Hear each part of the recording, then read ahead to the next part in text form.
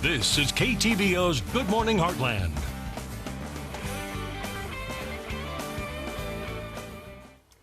And welcome back. Well, we all know the importance of staying hydrated, but sometimes getting those 8 glasses of water can be kind of difficult for some. But the question is, what about other liquids that might be healthy for you? Are they actually healthy for you, and can we actually drink them? So we have Stephanie McGrew of Lone Star Physiques here this morning to kind of break down what we should be drinking and maybe what we should be staying away from. So how are you doing today? I'm doing pretty good. How are you doing? I'm doing great. So of course we see the commercials where they say replenish your electrolytes, stay hydrated, drink Gatorade, but sometimes Gatorade isn't for everybody out there. So Right, correct. So first of all, I'd like to kind of distinguish the difference between the types of water that are available. So this is your typical just mineral-based purified water. And what that means is that they take water from whatever source and they run it through a process to strip it of the contaminants. Now there is a difference. So if you see distilled water, that means that they kind of boil it to kind of rid the contaminants, but they actually add back in some of the nutrients to make sure that the water still has the flavor and taste, because naturally when you remove those things, it changes the state and the taste of the water. Okay. So that's when you say purified water, mineral water, or distilled water. Now, whenever you go to more of the sparkling water, and there's several names for sparkling water, such as seltzer, soda, tonic, those kind of things. So when you hear people say that, it's pretty much just water that's infused with carbon dioxide. So it's pretty much just drinking a carbonated drink without all the sugar. So that's why a lot of people like to have those types of drinks. So instead of drinking your soda, because I know a lot of people want that carbonation, instead of going toward that where it's infused with a lot of sugars, we can go with something like this, because now they even have flavored. They do. They have all kinds of flavors: lemon, lime. As you can see, this one's grapefruit. And the great thing is you can add, as I talk later, like water enhancers to it to create your own flavors. But you have to be careful, because when you add the water enhancers to the carbonated beverage, it kind of creates a reaction, kind of like when you did your volcano project in school, and it'll kind of fizz and overflow. So you have to be careful when adding anything to the carbonated drinks. Then you have, like I said, just the sparkling carbonated water with flavor added by whichever company. And you do have to be careful with using any kind of enhancers. And the key is to look at the back. You want to make sure that you're looking at the ingredients, because some of these enhancers have ingredients in them that maybe kids or yourself might be allergic to. So people might be having these symptoms of allergies or being sick, and they're not knowing what it's coming from, and it could be from things that you're eating or drinking. Interesting. So whenever I have a client saying something, I'm like, look at what you've been eating. Have you introduced anything new to your diet? Are you paying it? Did something you purchased change their recipe?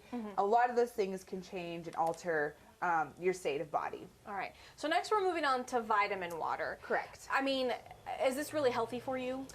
Yes and no. Okay. And in general, any water in any kind of form is healthy for you. But you want to be careful using vitamin water because of, again, looking at the back, what they're adding into it. So yeah, these taste great, but how much sugar is in this vitamin water? In reality, since this is water, it's going to be absorbed and distributed through your body a lot quicker than you taking a multivitamin. So in my professional opinion, I just tell my clients to take a multivitamin, because it's actually absorbed and you're going to get more value out of it than just drinking vitamin water. Yeah.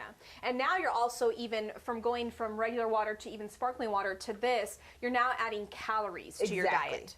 Calories and sugar. Okay. Because typically, like just an example of the vitamin water, it has 33 grams of carbs, 32 grams of sugar. So now you're making this a sugary drink whenever you're thinking, oh, it's healthy. Yeah. But in reality, you're adding to it. Okay.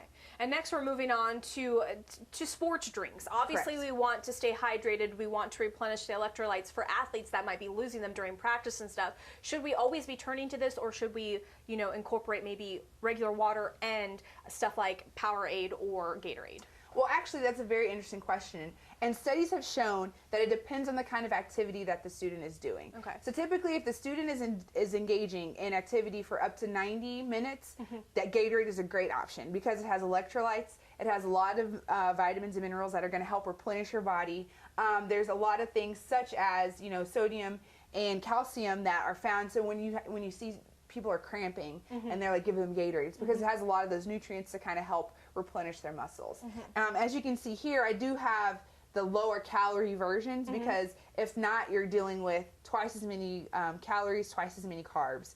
And these are great, like I said, great options.